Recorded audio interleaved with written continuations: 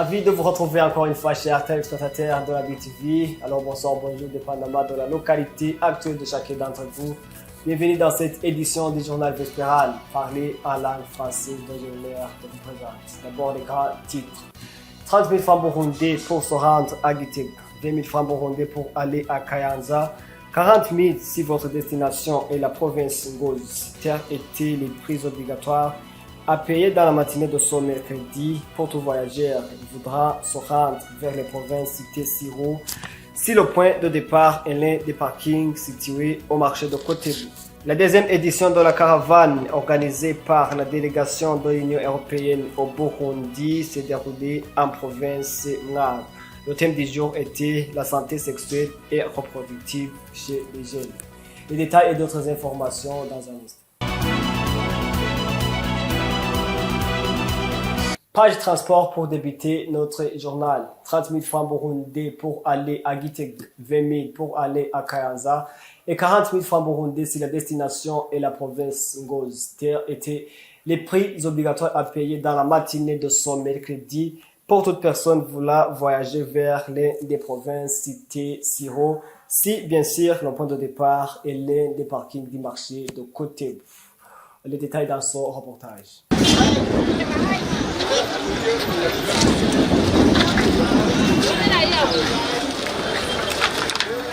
Les lamentations pour la population qui se déplace de la mairie de Bujumbura vers l'intérieur du pays concernant la montée des prix du transport restent les mêmes, voire même s'améliorent du jour le jour. Au marché de Kotebu, les endroits abritant les parkings pour le transport vers l'intérieur du pays, nous avons fait une visite dans la matinée de ce mercredi 10 juillet 2024 pour s'enquérir de l'état délié des prix de transport vers l'intérieur du pays. Lors de notre arrivée, notre constat était que les prix fixés par le gouvernement du Burundi pour le transport ont été oubliés et maintenant le prix ne dépend que de la volonté du chauffeur. Et là, les passagers nous ont fait savoir qu'ils acceptent maintenant la situation comme elle se présente parce qu'ils ont toujours essayé d'adresser leurs doléances aux autorités mais en vain. Ce mercredi, se déplacer vers Gitega coûtait aux passagers 30 000 francs burundais à Bukei, en province Muramvya, où 5 500 francs burundais est le prix légalement connu.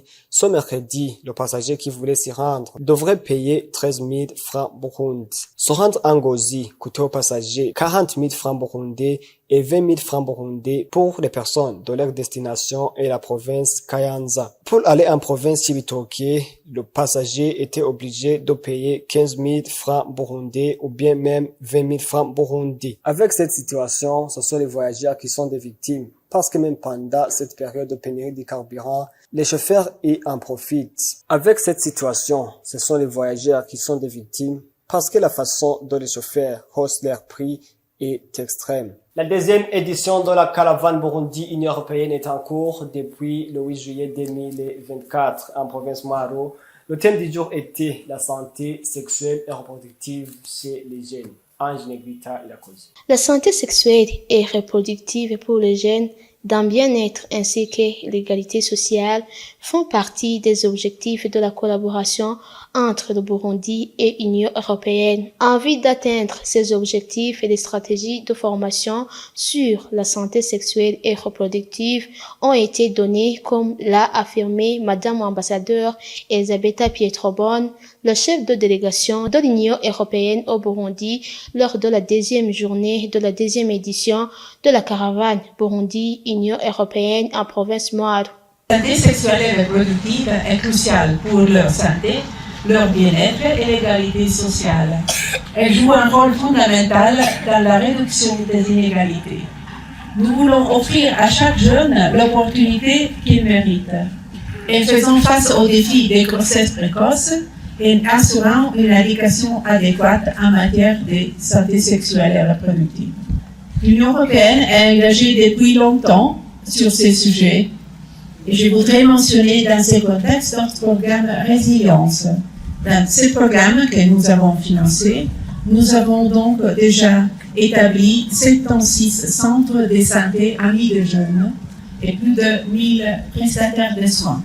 Quelques-uns des bénéficiaires de ces formations sur la santé sexuelle et reproductive via l'association ABS ont fait le point sur l'importance de ces formations. Pendant la menstruation, je n'ai plus peur parce que je sais que ça doit arriver dans ma vie et maintenant je sais comment gérer. Nous associons la santé sexuelle et reproductive aux activités génératrices de revenus. Les notions que j'ai apprises sur la santé sexuelle et reproductive m'ont apporté beaucoup d'avantages parce que actuellement, je sais comment me comporter dans la santé sexuelle. Vous saurez que le programme Résilience financé par l'Union européenne au Burundi a déjà créé 10 espaces conviviaux pour les jeunes et aussi formé plus de 1700 pères éducateurs scolarisés et non scolarisés pour mener des sessions d'éducation à la santé sexuelle et reproductive dans les écoles et au niveau communautaire. Les cérémonies de ce jour ont aussi été marquées par une pièce théâtrale du troupe Ilivuga sur la santé sexuelle et reproductive. Parlons toujours caravane, mais cette fois-ci avec Évariste Ndayishimiye, président de la République du Burundi, qui est en train de faire la caravane intitulée Inkebuz. Cette dernière a débuté mardi le 9 juillet 2024 en province Cibitoke et son objectif principal et d'encourager les jeunes qui sont dans les champs de travail. Patrick Atangimana. Hariho iciza rero twarose ubwa mbere kuronka amahoro mu gihugu. La paix a été l'une des potentiels à préserver que nous avons réussi et nous ne pouvons jamais lâcher. Chers jeunes, demandez à vos supérieurs. Ça n'a jamais été ainsi dans notre pays. 10 ans ne pouvaient même pas s'écrouler sans qu'il puisse y avoir de la guerre. Mais regardez aujourd'hui, les années que nous vivons en paix et en sécurité. Profiter des vacances gouvernementales, le chef de l'État, Évariste Ndayishimiye, a entamé depuis ce mardi le 9 juillet 2024 une caravane Inkebuzo au cours de laquelle il visite différents camps de travail organisés dans tout le pays à l'intention des élèves en vacances. L'ami de jeunes, président Évariste Ndayishimiye, a débuté cette caravane en commune Mugina de la province Cibitoke où il s'est joint à la population et aux élèves en vacances dans les travaux de traçage des courbes de niveau sur la colline Muyange où il a ensuite visité un chantier d'un centre Nesser Kinikole Sunguranet dont la production annuelle sera de 48 000 apéros. Un centre piloté par des jeunes venant de différentes provinces. Président Évariste Ndayishimiye, dans son discours, a encouragé les jeunes de consolider l'amour, la paix et la fraternité et de ne jamais lâcher ce qu'on a déjà réussi. Président Évariste Ndayishimiye s'est également rendu en commune Rugombo de la même province pour encourager et soutenir une jeune femme entrepreneur,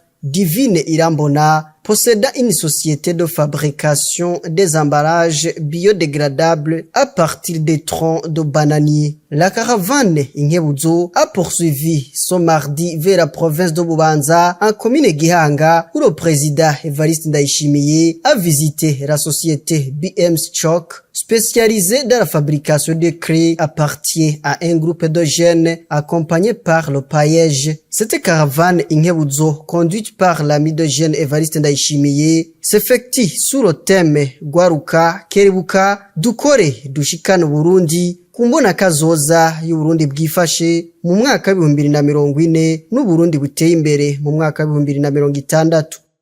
Page sport pour l'avant-dernière actualité de notre journal. Les joueurs de l'équipe nationale du basketball de moins de 16, garçons comme filles, ont pris le vol ce mercredi vers la Tanzanie où ils vont représenter le Burundi dans la compétition FIBA Afrique de la zone 5. Gilles Vernet Nakima. L'équipe nationale masculine et féminine de basketball de moins de 16 ans ont pris le départ ce mercredi vers la Tanzanie où ils vont représenter le Burundi dans la compétition FIBA Afrique moins de 16 ans de la zone 5. Aimé Didier Bitagoye, l'entraîneur de l'équipe nationale masculine, a signalé qu'ils se sont bien préparés et qu'ils vont dans de meilleures conditions. Nous partons dans de bonnes conditions et dans la mesure où nous avons tous les documents, de voyage et aussi, et comme vous le savez, l'année passée, on a été disqualifiés parce que les joueurs qu'on avait là-bas dépassé l'âge. Maintenant, la fédération a pris les choses en main et nous avons fait des examens osseux et tout le groupe que nous avons, aucun joueur ne dépasse les 16 ans. Donc ça, c'est la première chose. Et deuxièmement, nous avons le nécessaire. Donc, nous avons les maillots, nous avons les t-shirts, nous avons les ballons, nous avons fait beaucoup d'entraînements, nous avons fait un match amical qu'on a gagné. Et aussi, nous allons partir par avion. C'est quelque chose qui est très important parce que vous savez, de Bujumbura à Dar es Salaam, en voiture ou en bus, c'est extrêmement fatigant. Et comme nous allons partir par avion, c'est vraiment quelque chose qu'il faut encourager. Et nous disons félicitations à la fédération pour ses efforts. Mugisha Karol Feri, capitaine de l'équipe nationale masculine de Mwedo Seza, a promis de beaux résultats au Burundi. Nous allons faire tout notre possible pour amener la victoire ici au pays. Donc comme on voyage en Tanzanie, on va faire le tout possible pour remporter le tournoi et puis passer à la nouvelle étape qui est de voyager en Éthiopie. Cette compétition se jouera du 12 au 14 juillet et 3 pays dont la Tanzanie, pays hôte, le Kenya et le Burundi ont déjà confirmé leur participation. Place à l'actualité internationale avec Elvis Mounianez. Le divorce est officiellement acté après la création de la Confédération des États du Sahel ce samedi à Niamey. Le Burkina Faso, le Mali et le Niger persistent et signent en déclarant quitter définitivement la communauté des États ouest africains. Une déclaration qui sonne comme un pied donné à la CEDEAO, réunie dimanche à Niamey pour le 65e sommet face au risque de désintégration de l'organisation. Les États membres préviennent que les répercussions de ce départ pourraient avoir des conséquences graves sur les populations, comme le retrait de millions de dollars débloqués pour des programmes et investissements dans la région. Autre risque, les ressortissants des 3 pays pourraient également perdre le passeport commun émis par la CEDEAO et devoir obtenir de visas pour voyager dans la région. Des mesures qui handicaperaient aussi bien les déplacements des étudiants que des civils voulant rendre visite à leur famille.